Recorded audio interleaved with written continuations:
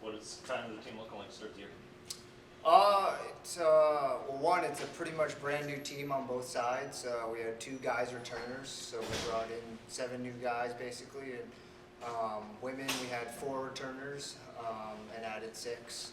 So a lot of new faces, kind of a lot of getting to know each other, getting them up to speed with our expectations and our standards of how we do things, and it's been good so far. I think the talent level has certainly risen and on the team, and I think it's elevated everybody.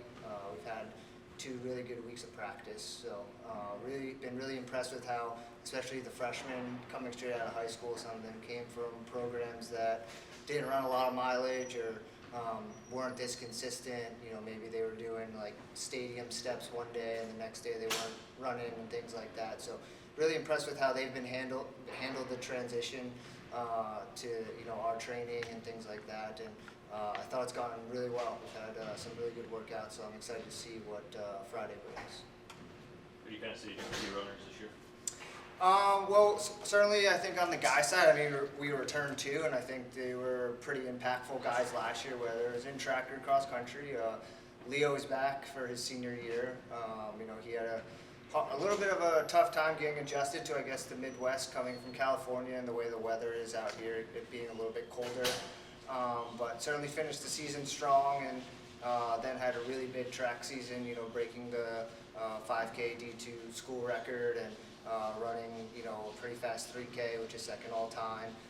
And then Ryan Kohler, who's a sophomore now, he had a really big spring. I think for him it was like most freshmen, he was kind of thrown to the wolves early on, and then as the year kind of started to end, we finally saw what we knew he was capable of. So he ran 15:47 and 32:47, 2 really big PRs at the conference championships, outdoors back-to-back. So he had a really big summer of training.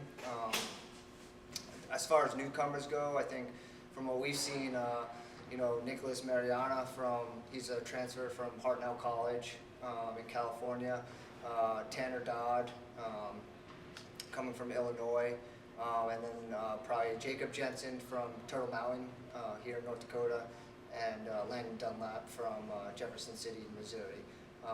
That's probably will be the guys we're relying on this fall, but I think certainly we'll be leaning heavily on Leo and Ryan. As far as the women go, they're a little bit more tightly packed, I guess you could say. Abby and Lauren return. They were our 2 front runners last year. We're certainly expecting them to continue and take the next step, but been really impressed with Whitney Hansen out of Colstrip, Montana. She was a 2-time state champion in track and a state champion in cross country. She has been up there with Abby and our front group. Been really impressed with her. And then we've added Ashley and Andrea Franco.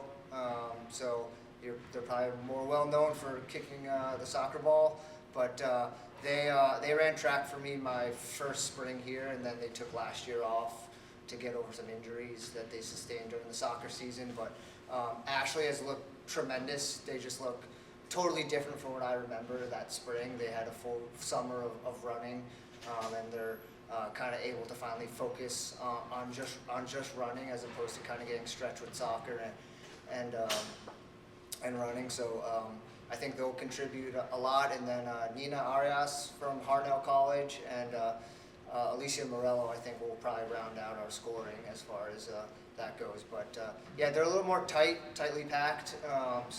I think if you rolled, if you took them and put them in, and you rolled the dice 10 times, you're going to have 10 different outcomes as far as the order. So you open up on Friday at Moorhead. What do you expect? What are you hoping to see from your team this weekend? Well, it's the first race. For our newcomers, it'll be the first time that they're putting on the Minot State uniform, and first college race for a lot of them. I think we're just looking to kind of shake off the rust. Especially for our returners, they haven't raced since May, and from what I've seen in practice, I think it's going to be. We're going to be tremendously improved from the previous year, but we're not setting any sort of expectations or things like that. I think we just want to go out and compete. There'll be some conference teams there, kind of learn from any mistakes or any positives walking away from it, and just keep building on that as we move forward through the season.